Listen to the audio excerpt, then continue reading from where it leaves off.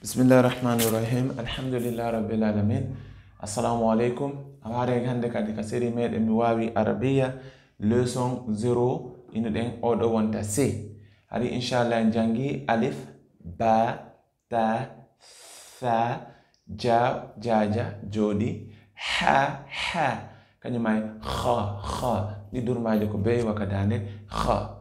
Hande kadi en jange inshallah oɗo dare oɗo non e waɗi on cifun ni prewatten ni da. Après kanko ko ɗiɗi petto warata wanne mo cifum o ƴawa o tippo waɗa ni da. Ɗimmojo makko koye waɗu kadi cifum waɗa ni ɗinandi cifum ƴawa tippo arda ni kono ɗo heɓa toɓɓum. Arowo leyon ɗon on e wawi wadde ni ɗo cifum ni oɗo kadi arowo ɓawo makko ko ni toɓɓum. Ay ɗiɗo fayda ko ɗiɗi wonɗe jangude par ce que ko oɗo no nandi toɓɓum kum ɗon hande waɗe ni to woni so ari ka fen ɗo kadi toɓɓum oɗo ay waɗe ni to woni donc joni waɗde ni cifum ay donc oɗo heɓa toɓɓum oɗo heɓata toɓɓum. Joni konno ɗiɗo jangirte oɗo ko dal anden innuno ta on siɗo manti ko ɗengal ngal memata ɓawo ñiiƴe ɗen dow fiyo heɓu son ta. Oɗo kadi koyo ɗengal ngal yawɗon ko donc point de sortie majjo makhraj majjo on kanje ɗiɗi ko nokku goto.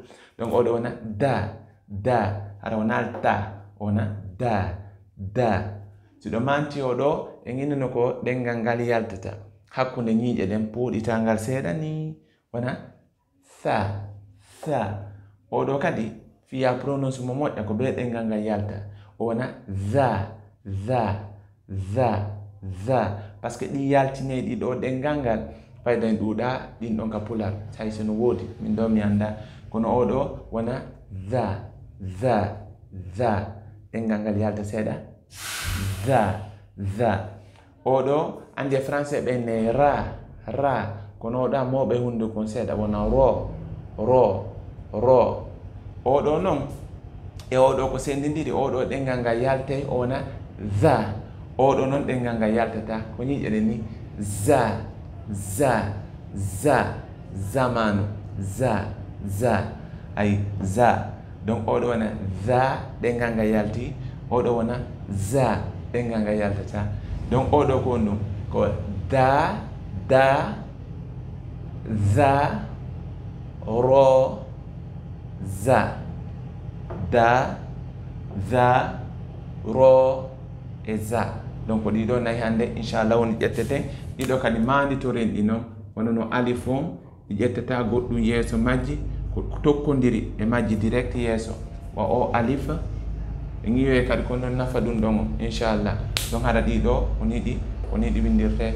sallallahu wa sallam wa baraka ala nabiyana muhammad wa alihi wa sahbihi ajmain. Allahumma ighfir li jami mawta al-muslimin alladhina shahidu laka bil wahdaniyya wa li nabiyyika bi risala wa matu ala dhalik.